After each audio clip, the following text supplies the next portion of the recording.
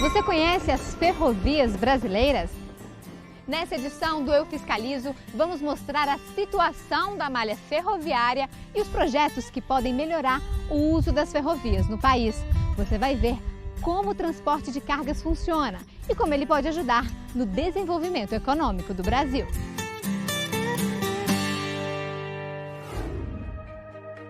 A construção da primeira ferrovia no Brasil foi concedida no período do Império a pedido do Barão de Mauá. O trecho saía da Baía de Guanabara, no Rio de Janeiro, e seguia em direção a Petrópolis. Ela tinha 14,5 quilômetros de extensão e foi inaugurada em 1854 por Dom Pedro II.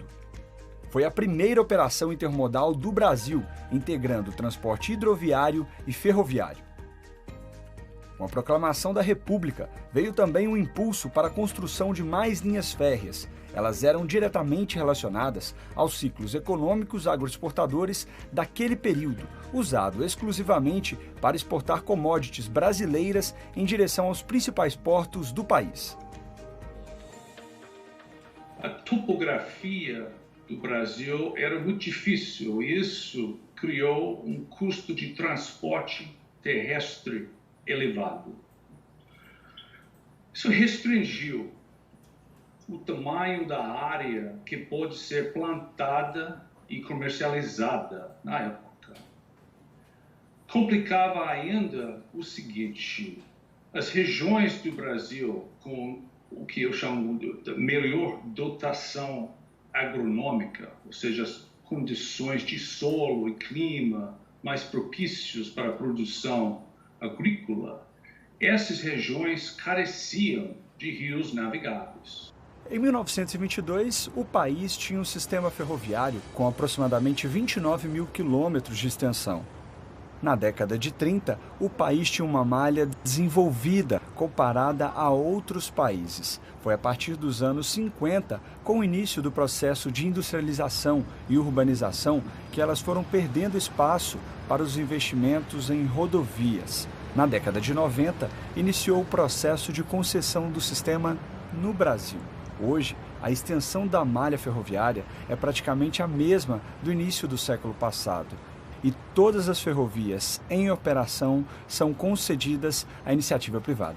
Ao total, são 13. A Estrada de Ferro Carajás, que liga o Maranhão ao Pará, a Estrada de Ferro Paraná Oeste, a Estrada de Ferro Vitória Minas, a Ferrovia Centro-Atlântica, a Ferrovia Norte-Sul, a Ferrovia Tereza Cristina, a Ferrovia Transnordestina, a Malha Regional Sudeste, que passa por São Paulo, Minas Gerais e Rio de Janeiro, a Malha Norte, a Malha Oeste, Malha Paulista e Malha Sul. As empresas vencedoras dessa licitação, elas ganham o direito de explorar essa ferrovia por um determinado período, normalmente 30 anos. Então, durante esse período, ela explora essa infraestrutura ferroviária, ela presta o serviço de transporte aos seus clientes e ela busca ter uma remuneração adequada para isso. A gente está agora num momento em que já se passaram mais de 20 anos do início das concessões ferroviárias. Então, a gente tem menos de 10 anos até o final dos contratos atuais. 10 anos é muito pouco tempo para amortizar os investimentos que a malha precisa. A gente tem diversos pontos no país que são gargalos ferroviários, já como acesso a portos e alguns trechos de corredores principais, que precisariam de investimentos muito vultuosos para ganharem mais capacidade. A expansão dessa malha ferroviária brasileira poderia ajudar muitas empresas, como a que Osmar trabalha, no interior de Goiás e que atua na produção de grãos e combustível. 80% do que é fabricado lá vai para exportação. A implantação de uma ferrovia, no meu entendimento, ela tem uma repercussão quase que macroeconômica. Todos aqueles que estão juntos no percurso da ferrovia, ele tende a ter uma movimentação, um incremento econômico nas diversas atividades. Especificamente a Norte-Sul, ela não está sendo utilizada na verdade, e a gente objetiva que com o passar do tempo ela venha a ser incrementada. Quando você utiliza da ferrovia, especificamente na nossa atividade, na nossa estrutura, você tem umas facilidades a mais. Por exemplo, eu para carregar caminhões, eu carrego 4 caminhões em 1 hora. Em 1 hora eu posso carregar hoje 10 vagões.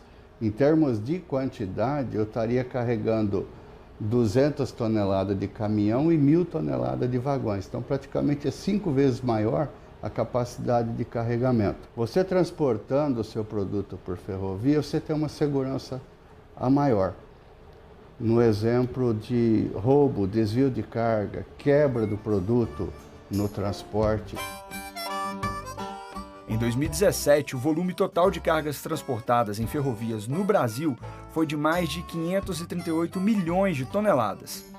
Entre os principais produtos estão minério de ferro, soja, açúcar, carvão mineral, milho, óleo diesel, produtos siderúrgicos e ferro-gusa. São mais de 3.000 locomotivas e mais de 100.000 vagões em circulação no país. Mesmo com essa quantidade, um estudo da Confederação Nacional da Indústria aponta que 1/3 das ferrovias brasileiras estão inutilizadas.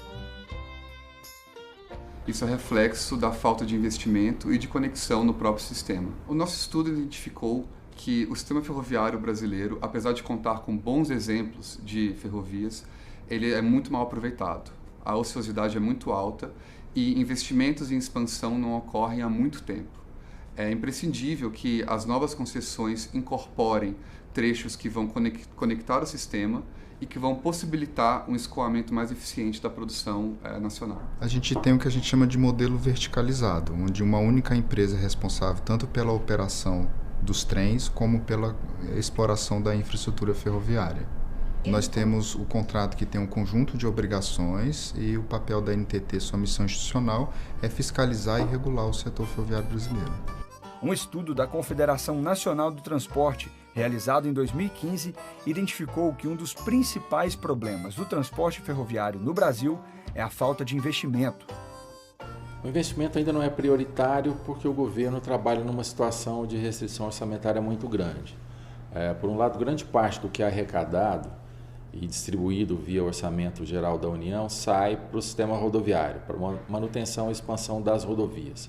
O que sobra para o sistema ferroviário ainda é muito pouco.